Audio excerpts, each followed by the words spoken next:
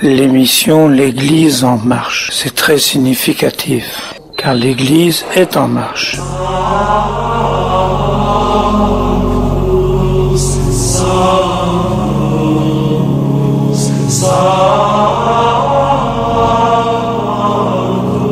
L'Église en marche, à l'écoute de l'Église du Congo.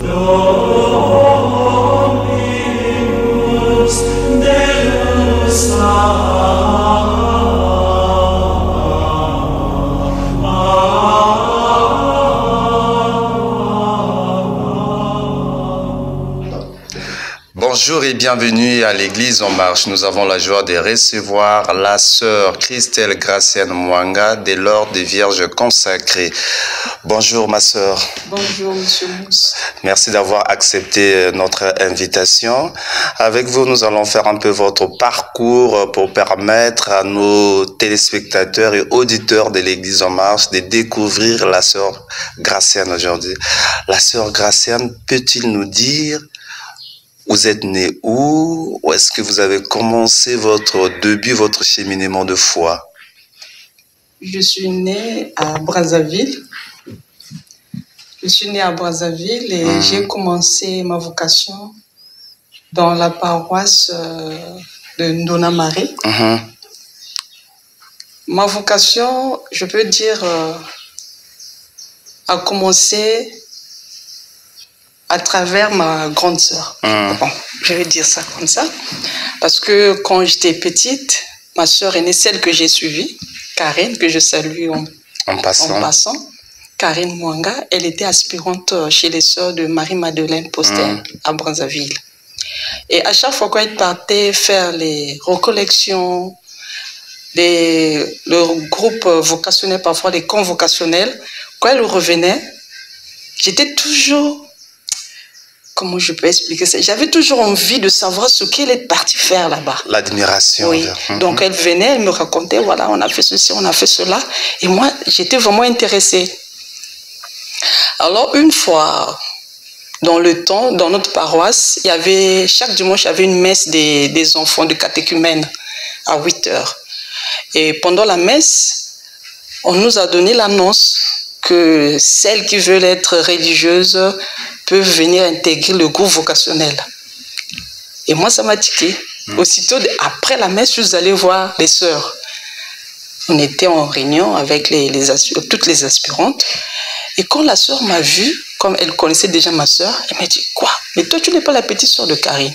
J'ai dit, si. Mais non, vous ne pouvez pas être vous deux. Ça, c'est la réaction d'une religieuse. Voilà. Elle me pose la question. Toi, tu n'es pas la petite sœur de Karine. J'ai dit, si, c'est moi. Mais ça ne peut pas être que vous deux, vous pouvez aspirer au même moment et être des religieuses. Non. Alors, moi, ça m'avait frustrée. Je suis revenue à la maison, je n'avais rien dit à mes parents ni à ma sœur. Et c'est sûr, ça c'est moi qui pense, c'est sûr que la sœur avait donné le compte rendu chez ma grande sœur. Et quand la grande sœur me voit une fois, elle me dit, toi, comment tu peux aller encore intégrer le même groupe que moi? Tu sais bien que moi je suis aspirant. Toi aussi tu vas aussi aspirer dans la même congrégation que moi. Non. On peut pas nous sacrifier on peut pas se sacrifier nous deux. Bon, là j'étais encore à l'école primaire, je ne connaissais pas vraiment le sens de ce qu'elle disait. Et j'ai passé le temps, je suis allée au collège, au lycée, et une fois, ma sœur aînée, c'est pas Karine mais la première des filles, elle est dans le groupement qu'on appelle les Moligeons. Elles avaient une veille de prière dans une paroisse qu'on appelle à Brazza, la Sainte Trinité. Dans le temps, il y avait le père Ange Mampouya, qui était le premier Congolais de la congrégation des Trinitaires. Voilà. Et c'est lui, le père Ange, qui nous avait reçus à la paroisse pendant la veille de prière. Moi, j'avais accompagné ma soeur pendant la veille de prière. Et il était habillé en tenue des Trinitaires. Donc, il y avait une croix, l'escapulaire en haut, et la croix rouge-blanc. Oui, rouge-bleu, si je ne me trompe pas. Oui, c'est rouge-bleu. Voilà, rouge-bleu. Alors, à la fin de la veille de prière, le lendemain, je me suis rapproché de Père Ange. Je dis, Père, mais je n'ai jamais vu la tenue là. Oh non, il m'a expliqué, non, c'est une congrégation religieuse, c'est différent des prêtres diocésains que vous voyez dans Brazza. J'ai dit, il n'y a pas de religieuses dans votre congrégation. Il dit, si, il y a des religieuses, mais les religieuses ne sont pas encore arrivées au Congo. Et voilà, je me suis raccrochée avec Père Ange et c'était comme mon père spirituel. À chaque fois, il me donnait les nouvelles des sœurs trinitaires. Et quand les sœurs trinitaires sont arrivées au Congo pour la première fois, moi, j'étais, je peux dire, deuxième génération, parce qu'il y avait d'autres qui aspiraient en tant qu'aspirantes au Congo, mais les sœurs étaient encore en France. Donc, comment je peux dire, par correspondance, voilà. Et ça parlait avec les aspirantes. Maintenant, quand les sœurs sont arrivées, Père Ange m'a présenté chez les sœurs trinitaires. Voilà comment ma vocation a commencé. Et c'est par là. Et là, nous sommes en quelle année? C'est en 2003. En 2003. Voilà, en 2003. Et dès que les sœurs sont arrivées en 2003, je pense 2002, et moi, je suis rentrée chez les trinitaires en 2003.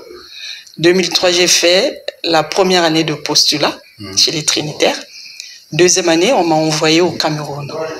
J'ai fait toute ma formation au Cameroun et j'ai fait mes premiers vœux le 18 février 2008.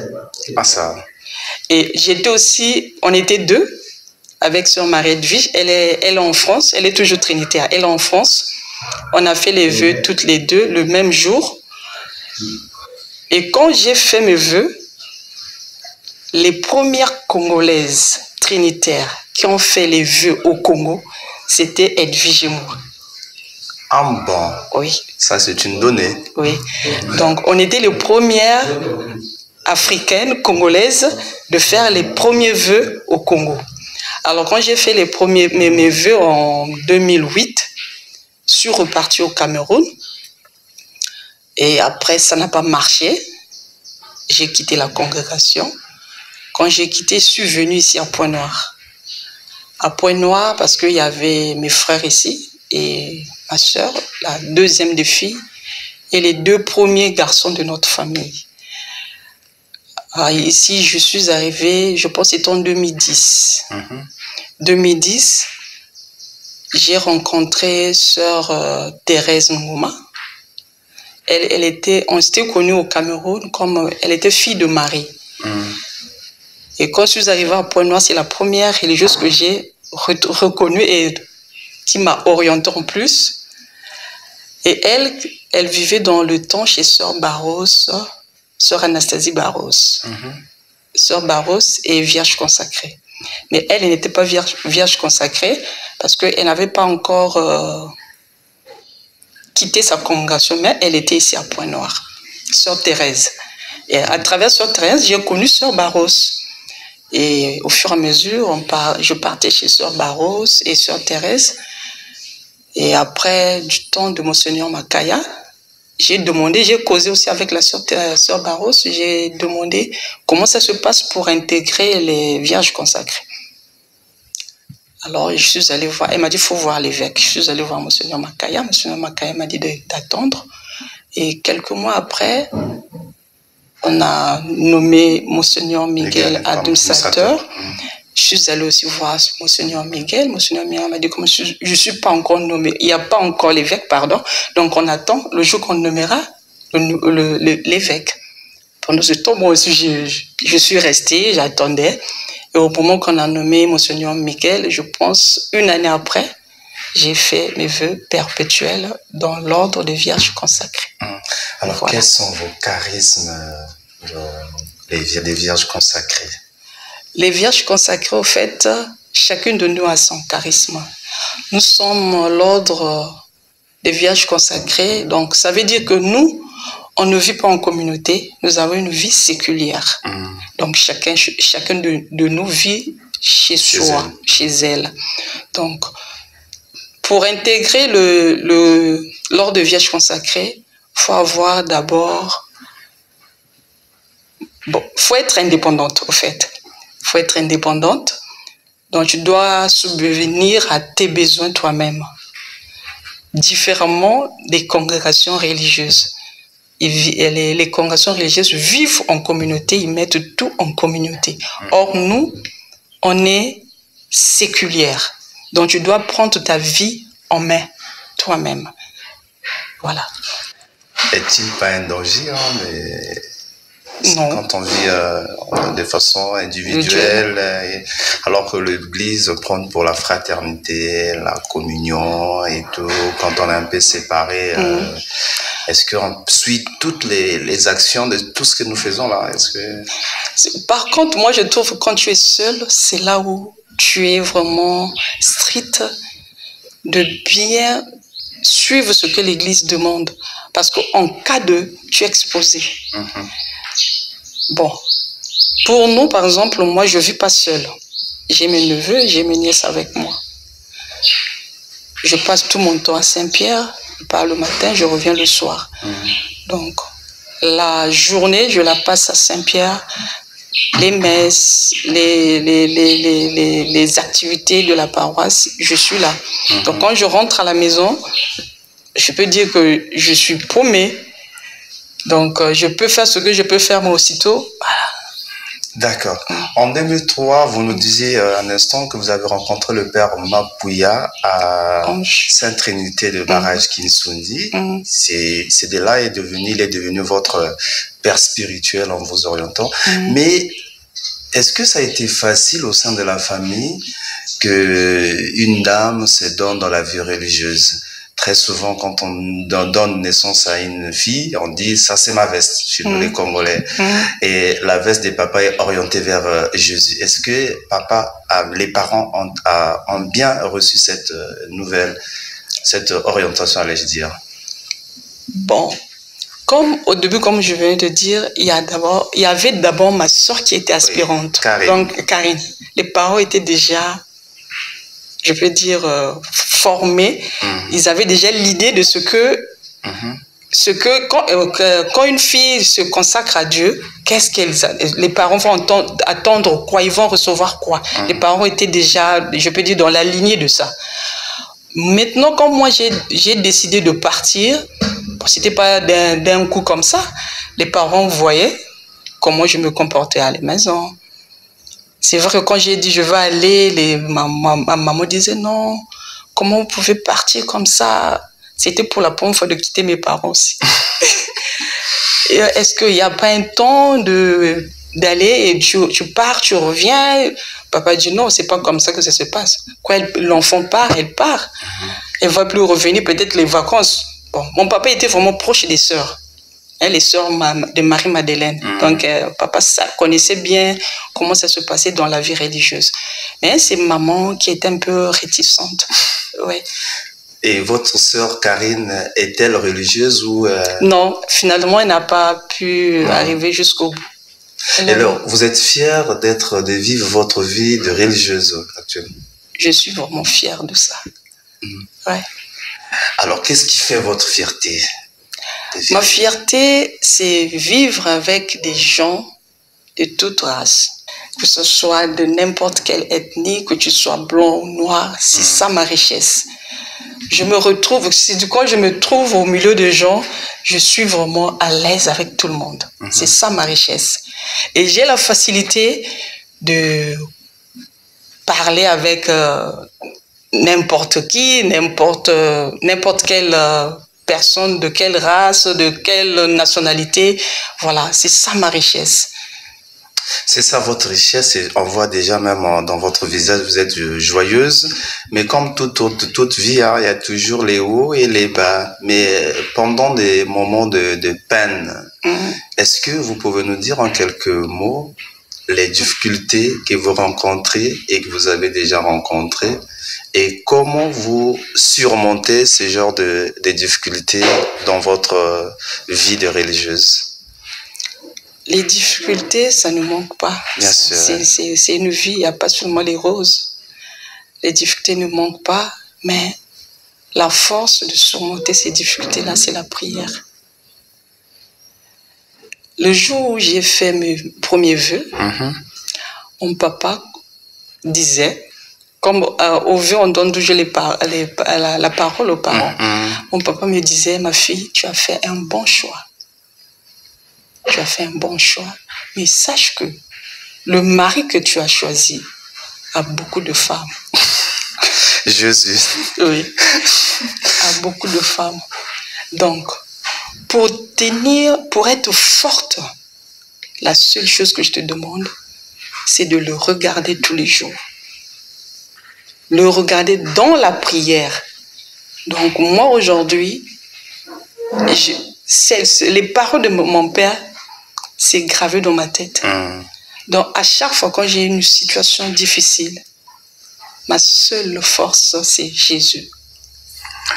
Vous êtes Brazzavillois du fait que vous êtes né dans la capitale congolaise, mais là, vous vous sentez ponténégrine, ma soeur? Comme je venais de dire, je me sens à l'aise. À Pointe-Noire, partout. Partout. Dans mon parcours, même au Cameroun, c'est-à-dire les gens étaient même étonnés, je n'étais pas camerounaise, mais je m'adaptais avec tout le monde. Au Cameroun, ce n'est pas comme ici chez nous. Tu vas savoir qu'un tel, même avec l'accent, tu peux savoir que ça c'est telle ethnie. Non, au Cameroun, ce n'est pas ça. Tout le monde parle français. Au moins que si vous vous retrouvez, vous savez que ça c'est mon ethnie, on est des mêmes on a des mêmes liens. Vous pouvez parler votre langue maternelle. Mais en tant qu'étrangère, je ne sais pas qui est qui. Je rentre là-dedans, je parle. Si tu ne comprends pas, je ne suis pas là-bas.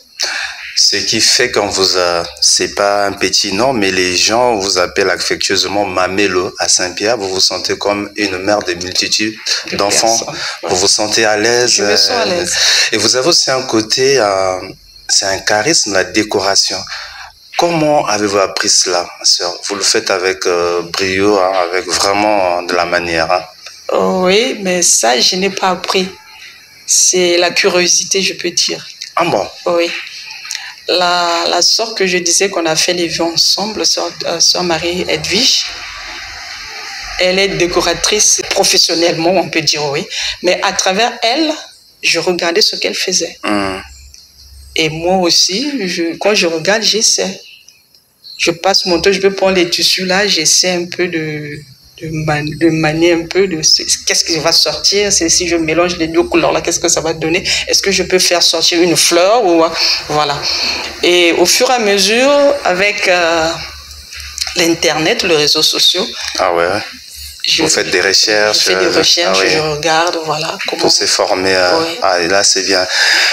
La sœur, vous avez appris, est-ce que vous pensez aussi à former les jeunes? Est-ce que les jeunes manifestent? Est-ce que vous le faites? À ce point, je suis un peu triste parce que... Triste? Oui, parce que les jeunes d'aujourd'hui n'ont pas la volonté de faire, c'est-à-dire surtout le travail manuel. Par exemple, nous, quand on grandissait, tu ne peux pas passer pendant les vacances, tu ne peux pas rester à la maison comme ça sans rien faire. Il y avait toujours des sœurs qui vous... C'est-à-dire, il y avait des sessions ou bien des convocationnels ou bien les sœurs organisaient quelque chose à la paroisse où les jeunes étaient occupés. Oui. Mais aujourd'hui... J'en ai vécu moi, oui. Comme Yamboté. Oui. Voilà. Moi, je n'étais pas Yamboté, je n'étais pas Elisa, mais la porte était ouverte chez les sœurs. Ouais. Moi, j'ai essayé à Saint-Pierre, du temps de Monseigneur Abel, quand il était curé à Saint-Pierre, j'ai essayé de rassembler un peu les jeunes filles de Saint-Pierre et les petites filles de Saint-Pierre même. Ça n'a pas marché. Aujourd'hui, 2 peuvent venir pour apprendre. Demain, il y aura encore d'autres enfants qui vont venir. Les 2 autres d'hier là ne vont pas venir. Donc, au fur et à mesure, j'étais comme si on n'avançait pas, on faisait que reculer, recommencer, à chaque fois recommencer à zéro. L'éternel recommencement. Voilà. Donc, du coup, ça ne m'a pas donné vraiment le courage de refaire encore ces ateliers-là. Voilà, donc. La sœur, vous avez eu la grâce de travailler, sinon de collaborer avec des grands noms, des curés qui sont passés à Saint-Pierre. Vous avez travaillé avec l'abbé Alain Bouanga Bouyilo, l'abbé Abel Lillois-là à l'époque. Aujourd'hui, c'est le recteur, l'abbé John Credo. Ma sœur, quelle lecture pouvez nous dire quand vous avez collaboré, ces deux grands plus ce jeune? Chacun d'eux est différent. Hein. À son charisme, à son style. À son style, à son charisme. Donc, on ne peut pas les comparer. Bien sûr. On ne peut pas les comparer. L'abbé Alain Bouanga, c'est quelqu'un qui est très généreux, très social. Monseigneur Abel, c'est quelqu'un qui aime la logique. Rigoureux. Voilà. Un travail bien fait. Il aime des choses bien faites. Il ne faut pas que, quand il te demande de faire ceci, là. Voilà. Ça, c'est Monseigneur Abel. Et l'abbé John, bon, c'est encore un début, je regarde. Non, oui, c'est vrai. Je peux pas dire que, voilà. Bon, c'est pas la comparaison, mais au temps de l'abbé Bouanga, on a senti la sœur, je ne vais pas dire, était la dame tout faire, mais quand même, on écoutait, faut aller voir la sœur Gracienne. La sœur Gracienne, la sœur Gracienne. Elle était au centre un peu de Saint-Pierre. Hein. On voulait quand même comprendre. Parce que j'étais à la permanence. Ah oui. Et du temps de l'abbé Alain, la permanence, c'était là où tout s'est passé, quoi. Voilà. Donc, s'il y a un souci, ils vont dire, bon, comme c'est pas lui qui avait, c'est nous qui étions à la permanence, donc les entrées, les dépenses, voilà, ça se passe à la permanence. Vous êtes fille de Saint-Pierre ou bien de Ndona Marie encore en tête? C'est Ndona Marie, est-ce que de souvenirs ou bien? Non, je suis fille de Ndona Marie parce que je suis née à Brazzaville. Et à Pointe-Noire, je suis fille de Saint-Pierre. Mais est-ce que vous avez encore des nouvelles de Ndona Marie, comme il y a maintenant des plateformes aujourd'hui, des WhatsApp? Parce que peut-être quand vous serez là-bas, vous serez entre guillemets un étranger, comme nous autres là, quand nous partions à Saint-Kizito d'Nkwikou. Pas du tout. On se sent comme un peu étranger. Non, pas du tout. Ndona Marie restera toujours ma paroisse parce que je ne peux pas faire 2 ans sans partir à Brazzaville. Ah oui. Et quand je pars à Brazzaville, je fais toujours un tour dans ma paroisse. Et la force, c'est que parce que mes parents, maman encore vivante, donc c'est toujours notre paroisse. Maman vit, elle est dans la fraternité de Cardinal Émile Béina. Mes sœurs, j'ai 2 sœurs actuellement à Brazza. Maman Pépé, que je salue, et maman Sylvie. Elle aussi, maman Sylvie est dans la supplique. Et maman Pépé, c'est elle qui m'avait amené à la Sainte Trinité qui est Molijon. Voilà. La sœur Gracienne, l'abbé Abel, curé à Saint-Pierre, aujourd'hui archevêque métropolitain de Pointe-Noire. Je sais pas, vous étiez surpris quand on avait annoncé la nomination officielle de Monseigneur Abel, Vauquette de Saint-Pierre. J'imagine comment vous avez passé la soirée. Expliquez un peu nous le 6 janvier en tête. Vous avez encore des souvenirs? 6 janvier 2024. 2024, oui. Bon, je n'étais pas étonnée que Monseigneur Abel soit nommé archevêque métropolitain de Pointe-Noire. Vu sa manière de vivre avec les gens, la manière de gérer la paroisse, je n'étais pas étonnée. Et j'étais très contente le 6 janvier 2024, le jour de sa nomination, parce que c'était mon curé, c'était notre responsable de la paroisse.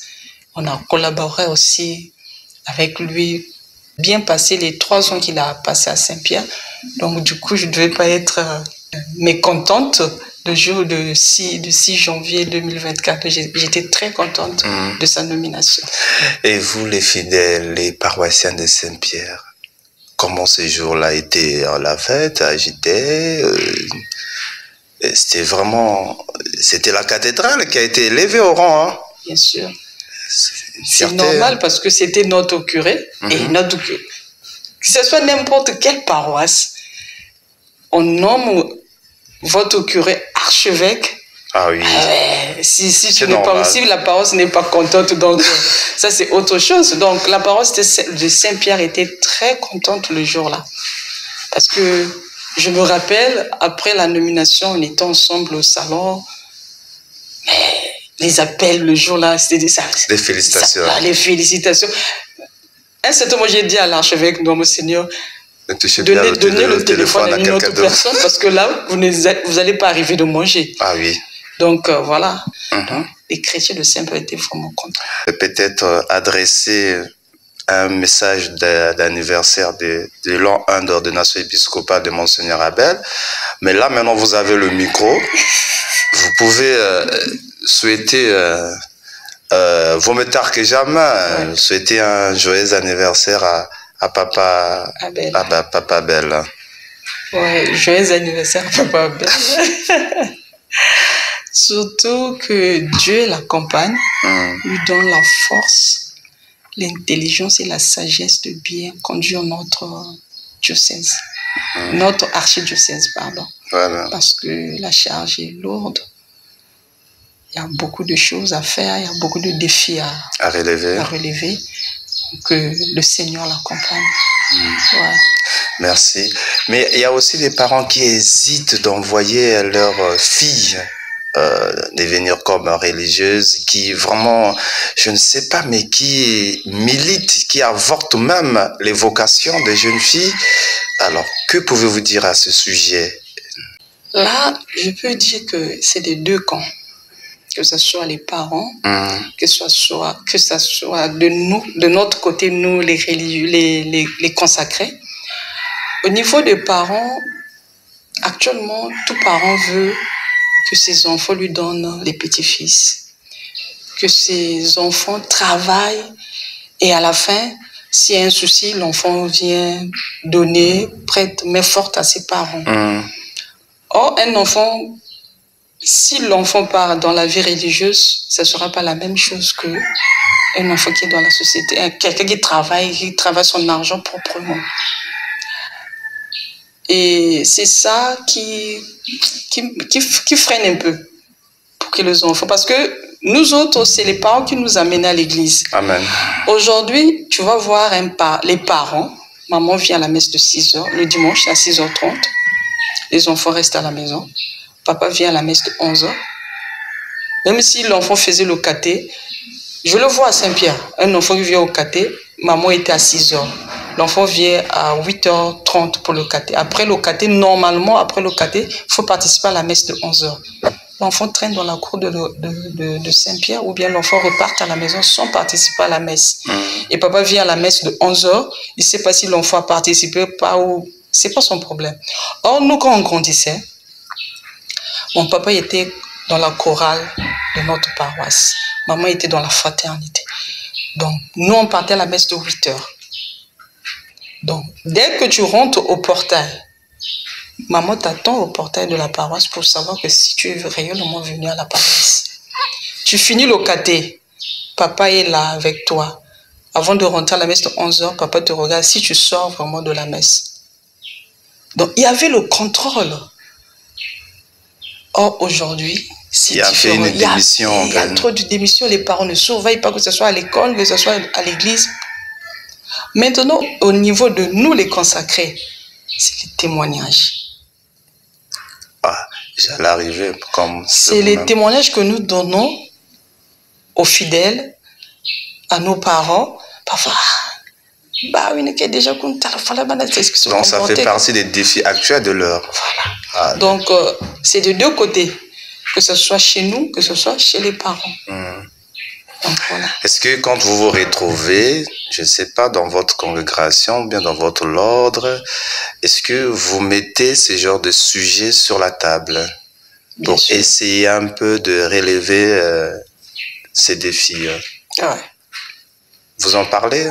On sait si. Avec clarté, sans tabou. Ouais. Voilà, la correction fraternaire.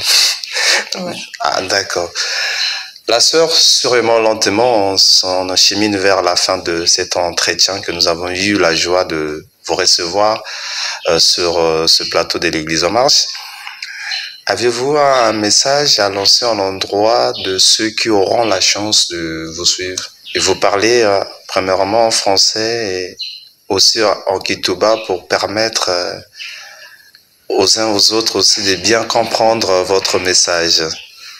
En Kituba, ce serait un peu difficile. D'accord. Bon, je vais mélanger. Ce que je peux dire à tous ceux qui vont nous suivre, qui vont suivre cette émission, que la vie religieuse, c'est une belle vie.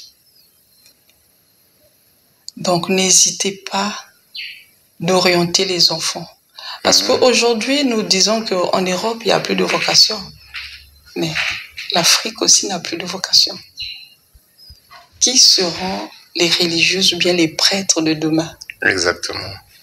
Donc, si nos parents nous engagés, nous n'arrivons pas à ramener les enfants vers cette vie, je pense qu'on aura toujours cette parole dans la bouche que la vie religieuse est morte. Ou la vie consacrée n'existe plus. Donc, faisons attention. Secouons un peu nos enfants, les filles égarées, c'est les jeunes en général, que ce soit les filles ou les garçons, pour avoir ce goût-là de se consacrer dans le sacerdoce ou bien dans la vie religieuse.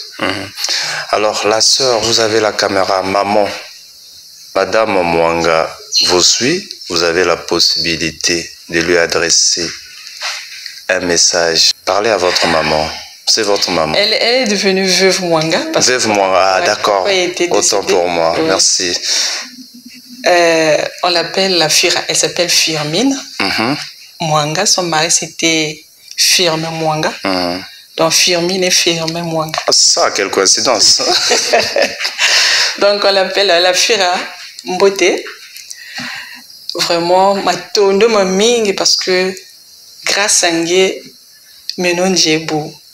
Si Nge wakunga na ko vraiment l'église, ngalumbuchi peut-être je sais pas gabonaïka.